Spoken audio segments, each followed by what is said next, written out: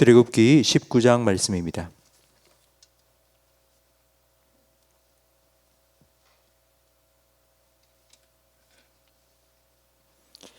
출애굽기 19장 16절부터 25절까지 한 절씩 교독하겠습니다. 셋째 날 아침에 우레와 번개와 빽빽한 구름이 산 위에 있고 나팔 소리가 매우 크게 들리니 진중에 있는 모든 백성이 다 떨더라. 모세가 하나님을 맞으려고 백성을 거느리고 진에서 나오매 그들이 산 기슭에 서 있는데 시내 산에 연기가 자욱하니 여호와께서 불 가운데서 거기 강림하심이라. 그 연기가 옹기가마 연기같이 떠오르고 온 산이 크게 진동하며 나팔 소리가 점점 커질 때에 모세가 말한 하나님이 음성으로 대답하시더라. 여호와께서 시내 산고 그 산 꼭대기에 강림하시고 모세를 거리로 부르시니 모세가 올라가매 여호와께서 모세에게 이르시되 내려가서 백성을 경고하라. 백성이 밀고 들어와 나 여호와에게로 와서 보려고 하다가 많이 죽을까 하노라. 또 여호와에게 가까이 하는 제사장들에게 그 몸을 성결히 하게 하라. 나 여호와가 그들을 칠까 하노라. 모세가 여호와께 아뢰되 주께서 우리에게 명령하여 이르시기를 산 주위에 경계를 세워 산을 거룩하게 하라 하셨사온즉 백성이 시내 산에 오르지 못하리이다. 여호와께서 그에게 이르시되 가라. 너는 내려가서 아론과 함께 올라오고 제사장들과 백성에게는 경계를 넘어 나 여호와에게로 올라오지 못하게 하라. 내가 그들을 칠까 하노라. 모세가 백성에게 내려가서 그들에게 알리니라. 아멘. 에덴 동산에서 아담은 하나님과 이야기 나누고 하나님과 함께 거닐기도 했습니다. 그런데 어느 날 아담이 보이지 않습니다. 그래서 하나님께서 아담아 어디 있느냐라고 찾으셨습니다. 하나님하고 아담하고 숨바꼭질을 한 것이 아닙니다. 아담이 범죄하고 난 후에 하나님의 눈을 피하여 숨었던 것입니다.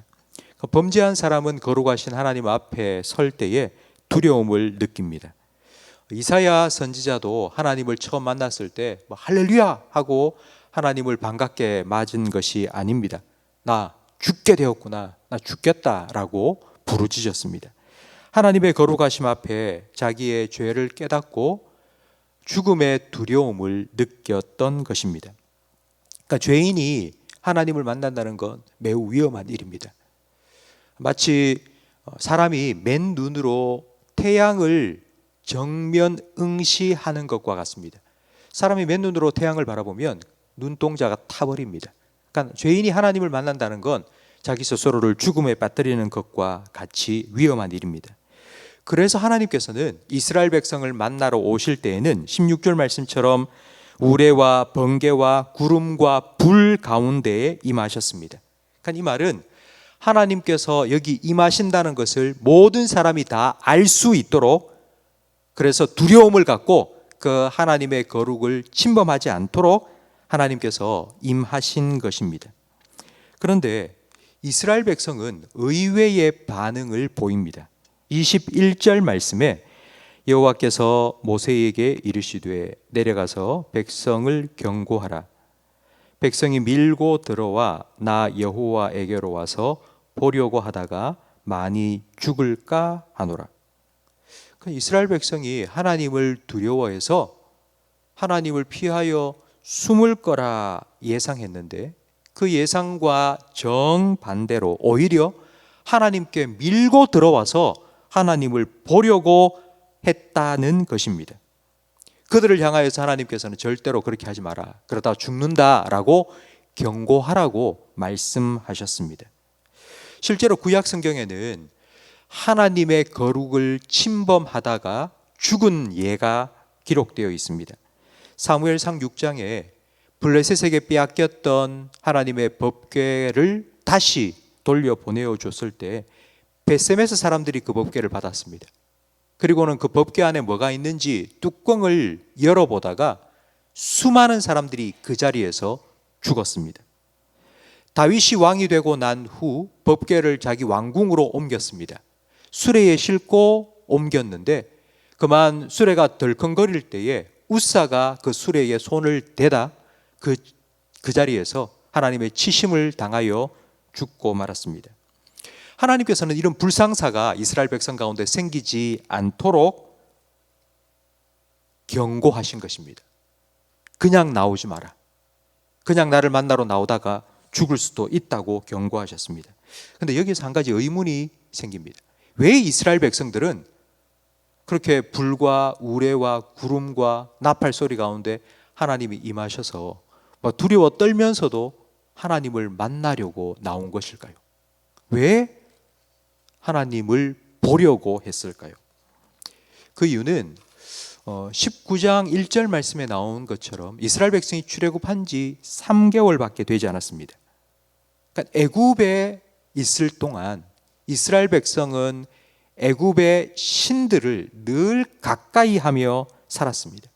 지금 우리가 어느 산에 올라가서 해인사나 아니면 가까운 절에 가면 팔공산에 가도 불상을 볼 수 있지 않습니까? 그것처럼 이스라엘 백성도 애굽에 사는 동안 늘 애굽의 신들을 그들 주변에서 쉽게 볼 수 있었습니다. 그런데 그 신들은 돌이나 나무로 깎아 만든 우상일 뿐입니다. 눈이 있어도 볼 수도 없고, 귀가 있어도 들을 수 없고, 입이 있어도 말할 수 없습니다. 사람이 그 만져도 너 왜 만져? 라고 말 한마디 할 수 없는 우상일 뿐입니다. 이스라엘 백성은 애굽의 신들을 대했던 그 마음과 태도로 지금 하나님을 대하고 있는 것입니다. 그래서 하나님께서는 이스라엘 백성이 하나님의 거룩을 침범하여 죽지 않도록 경계를 정하고 그 경계에 울타리를 세우라고 명령하셨습니다. 성도 여러분, 하나님을 가까이 하는 것이 복입니다. 하나님을 가까이 할 때에 하나님의 말씀도 듣고 하나님의 은혜도 받고 하나님의 복도 받습니다. 그런데 하나님을 가까이 하면 죽습니다. 이게 딜레마입니다. 하나님을 가까이 해야지 복 받는데 하나님을 가까이 하면 죽습니다. 이걸 어떻게 해결할 수 있을까요? 24절 말씀에 보니 하나님께서는 이것을 이런 방법으로 해결하셨습니다. 모세와 아론 두 사람만 하나님께 가까이 부르셨습니다. 두 사람이 하나님께 가까이 올라가자 하나님께서 그들에게 말씀하셨습니다. 그러니까 모세는 하나님이 하시는 말씀을 다 듣고 다시 내려가서 백성들에게 전해 주었습니다. 그러니까 하나님과 사람 사이에 모세라는 한 사람 중보자를 세워서 소통하신 것입니다. 이것이 구약의 방식, 옛날의 방식입니다. 좀 쉽게 설명하자면 이런 겁니다. 대구에 사는 사람이 서울 친구에게 소식을 전하려고 합니다. 그래서 편지를 썼습니다. 그리고는 자기 집에 종에게 그 편지를 들려주었습니다. 그 종이 한 달 동안 서울까지 걸어 올라가서 그 친구에게 그 편지를 전해 주었습니다. 친구는 그 편지를 보고는 답장을 써서 그 종에게 주었습니다. 그 종이 그 편지 답장을 들고 다시 한 달 동안 내려와서 대구에 사는 사람에게 전해 주었습니다. 그러니까 이게 구약의 방식입니다. 그런데 지금은 그렇게 하지 않습니다. 그냥 바로 전화 누르면 다이렉트 직통으로 그냥 통화하면 됩니다. 성도 여러분, 우리는 지금 하나님을 다이렉트로 만날 수 있습니다. 우리는 지금 기도하러 이 자리에 왔습니다. 근데 여러분, 여러분의 기도를 제가 듣고 제가 하나님께 나아가서 우리 김 집사님이 이런 기도를 하던데요, 하나님 응답해 주세요, 그렇게 하지 않습니다. 여러분이 직접 하나님 앞에 나와서 하나님 아버지라고 부르며 하나님께 다 아뢰일 수 있습니다. 성도 여러분, 이것은 구약의 이스라엘 백성이 들으면 정말 기절초풍할 일입니다. 와, 어떻게 저런 은혜를 저 사람들은 누리지? 그 사람들은 정말 놀랄 만한 그런 특권을 지금 우리는 누리고 있습니다. 여러분, 왜 그렇게 되었을까요? 우리가 앞에서 불렀던 찬송가 276장 3절 가사에 나의 죄를 사하시려 예수님께서 죽으셨기 때문에 그 공로 의지하여 우리는 주님만 의지하여 아버지께 나아갑니다. 아버지여, 나를 용납하여 주시고 나를 품어주시고 주님 품 안에 길이 살게 해 주옵소서. 이게 예수님 때문에 된 것입니다. 예수님의 보혈의 공로 의지하여 여러분, 우리는 하나님 앞에 설 자격이 여전히 없습니다. 구약 백성인 이스라엘 백성이나 우리나 똑같이 하나님 앞에 서면 죄인일 뿐입니다. 죽어 마땅한 자입니다.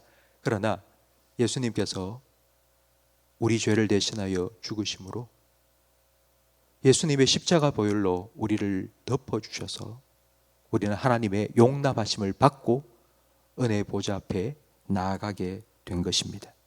그렇기 때문에 우리는 히브리서 4장 16절 말씀처럼 우리는 때를 따라 돕는 은혜를 얻기 위하여 은혜의 보좌 앞에 날마다 담대히 나아가야 합니다.